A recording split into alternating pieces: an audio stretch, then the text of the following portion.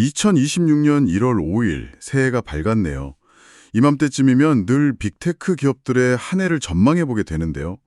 오늘은 마이크로소프트 얘기를 좀 해보려고 합니다. 시작부터 아주 흥미로운 질문을 하나 던져볼까요? 마이크로소프트 2025년에 주가가 무려 17%나 올랐어요. 정말 대단한 성과죠. 그런데 이게 웬일인지 같은 기간 18% 상승한 S&P 500 지수에는 아주 약간 못 미쳤단 말이죠. 그래서 오늘의 핵심 질문은 이겁니다. 올해 2026년에는 과연 시장을 시원하게 이기는 모습을 보여줄 수 있을까요? 네, 오늘 우리가 할 이야기는 바로 그 질문에 대한 답을 찾아가는 과정이라고 할 수 있겠네요. 단순히 오를 거다 내릴 거다 이런 예측이 아니고요. 마이크로소프트가 지금 펼치고 있는 인공지능 전략의 속살을 제대로 한번 들여다볼 겁니다. 그들이 얼마나 독특하고 또 영리한 게임을 하고 있는지 말이죠.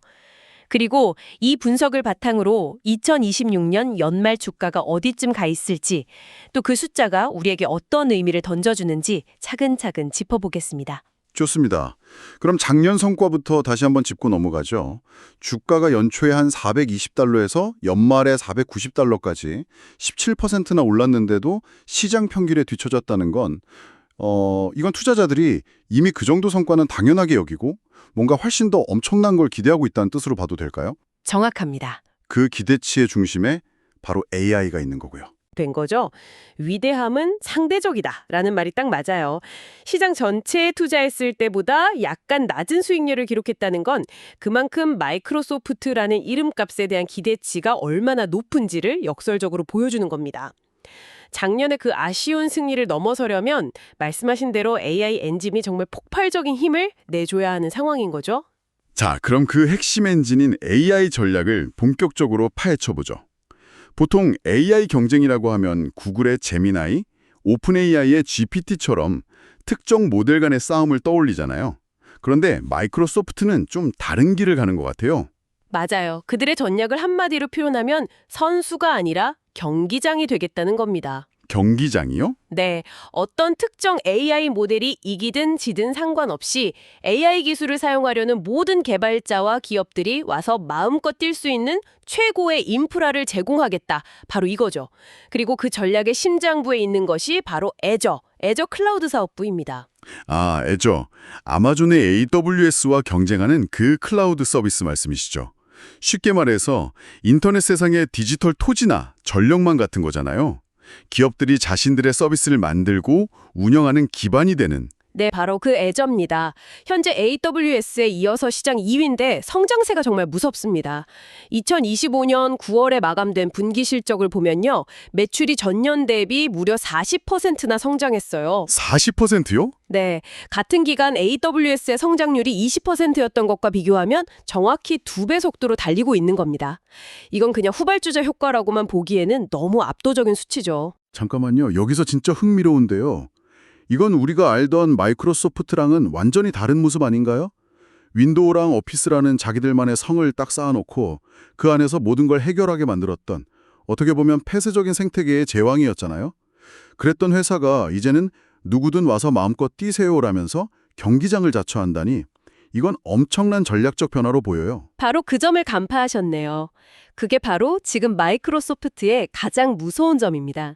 과거의 성공 방정식에 얽매이지 않고 시대의 변화에 맞춰서 스스로를 파괴하고 재창조하는 거죠. 애저 플랫폼 위에서는 자신들이 27%나 지분을 가진 오픈 AI 모델만 쓰라고 강요하지 않아요. 일론 머스크의 xAI가 만든 그록도 쓸 수 있고 강력한 경쟁자인 엔트로픽의 클로우드도 쓸 수 있습니다. 심지어 가성비 좋은 중국계 모델인 딥시크까지 개발자는 자기 입맛에 맞는 모델을 자유롭게 골라 쓸 수 있거든요. 듣고 보니 정말 영리하네요. 골드러시 시대에 청바지를 팔아서 돈을 번 리바이 스트라우스가 떠오르기도 하고요. 누가 금을 캐든 청바지는 팔리니까요. 그런데 한편으로는 이런 생각도 들어요. 모든 AI 모델을 품는다는 게 지금은 장점처럼 보이지만 반대로 생각하면 우리만의 확실한 필살기가 없다는 뜻도 되지 않을까요? 만약에 구글의 제미나이 같은 특정 모델이 시장을 완전히 장악해버리면 애저의 이런 중립성은 오히려 좀 애매한 포지션이 될 수도 있지 않을까요? 아주 날카로운 지적이에요. 실제로 그런 우려를 하는 시각도 분명히 존재합니다. 하지만 마이크로소프트는 몇 가지 강력한 방어막을 가지고 있어요. 첫째는 기존 기업 고객과의 그 끈끈한 관계입니다. 수십 년간 전 세계 기업들은 마이크로소프트의 소프트웨어를 써왔고 그 신뢰 관계는 하루아침에 깨지지 않죠. 둘째는 통합의 힘입니다. 제가 아는 한 스타트업 개발자가 이런 말을 하더라고요. 금요일 오후에 서너 개의 AI 모델을 테스트해보고 싶은데 다른 곳에서는 각각 계약하고 설정하느라 주말을 다 보내야 한대요. 아, 그런데 애저에서는 클릭 몇 번으로 그게 가능하더라는 거죠. 이런 편리함이 바로 락인 효과를 만드는 겁니다. 결국 특정 모델 하나의 성능보다 전체 개발 과정의 효율성이 더 중요해지는 순간이 오거든요. 알겠습니다. 클라우드 쪽은 확실히 강력하네요. 그런데 이 AI 전략이 비단 클라우드에만 머무는 게 아니라 기존의 막강한 캐시카우인 오피스 제품군에도 엄청난 영향을 주고 있잖아요. 코파일럿 이야기도 빼놓을 수 없죠. 그럼요. 클라우드가 B2B, 그러니까 기업들을 위한 경기장이라면 코파일럿은 B2C, 우리 같은 일반 사용자들의 개인 코치가 되어주는 전략이죠.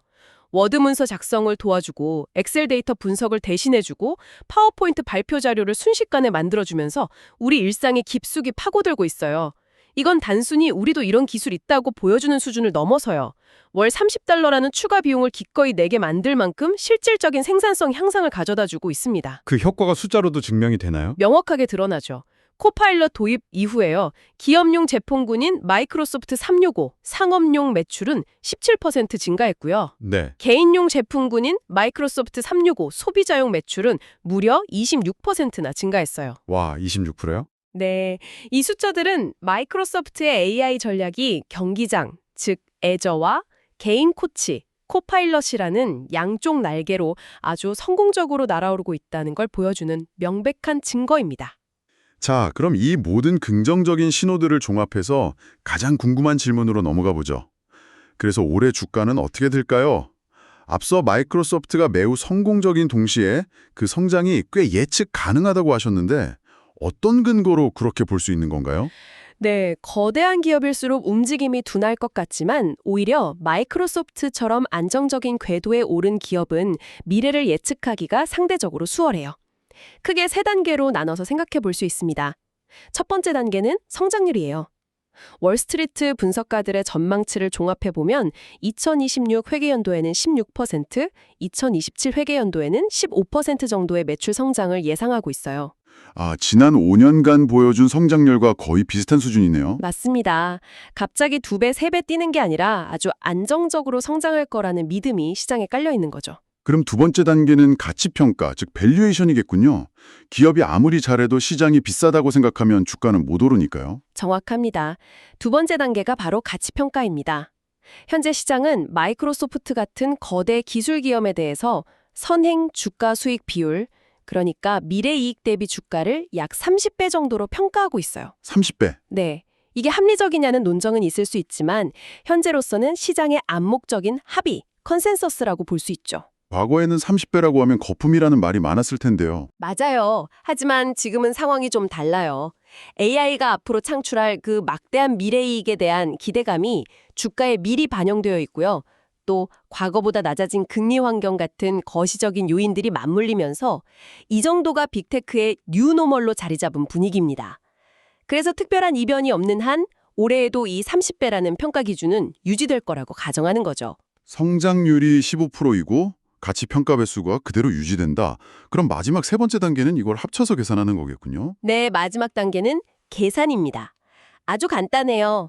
기업의 이익이 15% 성장하고 시장이 매기는 가치평가 배수 30배가 그대로 유지된다면 주가 역시 그에 맞춰서 약 15% 상승할 것이라고 예측할 수 있는 겁니다. 그렇군요.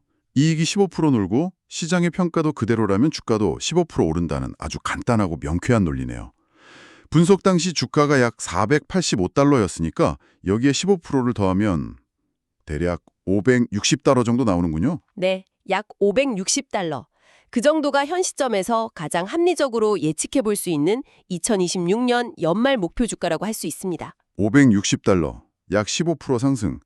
자, 여기서 우리는 맨 처음 던졌던 질문으로 다시 돌아오게 되네요. 작년에 17% 오르고도 시장을 못 이겼는데 올해 15% 상승으로 과연 시장을 이길 수 있을까요? 다시 원점으로 돌아온 기분이에요. 바로 이 지점이 훌륭한 기업에 대한 투자와 특정 연도의 훌륭한 주식 투자가 다를 수 있다는 걸 보여주는 아주 중요한 포인트입니다. 결론부터 말하면 마이크로소프트는 올해도 시장 수익률을 압도하지 못할 수도 있어요. 아, 그럴 수도 있군요. 네. 하지만 더 중요한 것은 어떤 상황에서도 꾸준히 두 자릿수 성장을 이어간다는 사실 그 자체입니다. 이게 바로 이 기업을 장기적인 승자로 만드는 힘이죠. 단기간에 모든 걸 불태우면서 목발하는 그런 투기적인 로켓이 아니고요. 어떤 기상 조건에서도 신뢰할 수 있는 강력하고 거대한 엔진과도 같다고 할 수 있습니다. AI와 클라우드 이야기는 정말 강력하네요. 그런데 한편으로는 작년에 인수한 액티비전 블리자드 같은 거대한 게임 사업부나 링크드인 같은 다른 사업들도 있잖아요. 이런 부분들이 전체 성장의 발목을 잡거나 예상치 못한 변수가 될 가능성은 없을까요? 좋은 질문이에요. 실제로 마이크로소프트의 전체 그림을 보려면 그 부분도 반드시 짚어야 합니다. 게임 사업부의 경우 인수 후의 통합 과정에서 단기적인 성장통을 겪을 수는 있어요. 하지만 장기적으로는 마이크로소프트의 구독 서비스나 클라우드 게이밍 전략에 엄청난 컨텐츠를 제공하는 핵심 자산이 될 겁니다. 링크드인 같은 경우도 AI 기능을 접목해서 새로운 성장 동력을 찾고 있고요. 즉, 이 다른 사업부들이 당장 AI처럼 폭발적인 성장을 이끌지는 못하더라도 전체 포트폴리오의 안정성을 높여주고 미래의 또 다른 성장 기회를 만들어주는 중요한 역할을 하고 있는 거죠. 어떻게 보면 AI에 대한 몰빵 투자가 아니라 안정적인 분산 투자를 기업 스스로 하고 있는 셈입니다. 오늘 이야기를 정리해봐야겠네요. 2026년 마이크로소프트는 시장을 이길 수 있을까? 라는 질문으로 시작해서 17%나 올랐음에도 시장에 뒤처졌던 작년의 아이러니한 결과를 살펴봤고요.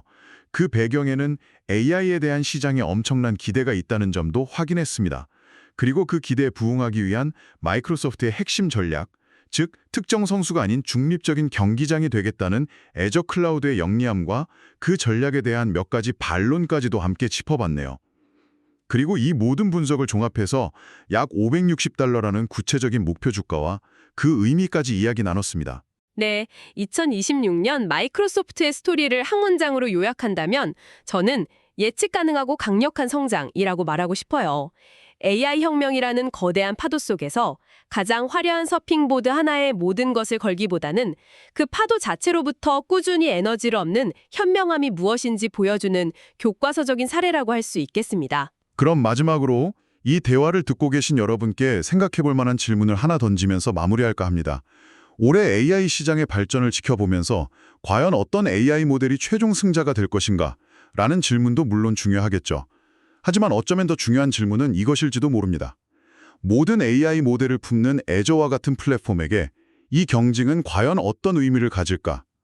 만약 시장을 선도하던 특정 AI 모델 하나가 예상치 못하게 주춤하게 된다면 오히려 그 누구의 편도 아닌 중립적인 플랫폼을 제공하는 마이크로소프트의 가치는 더욱 강력해지는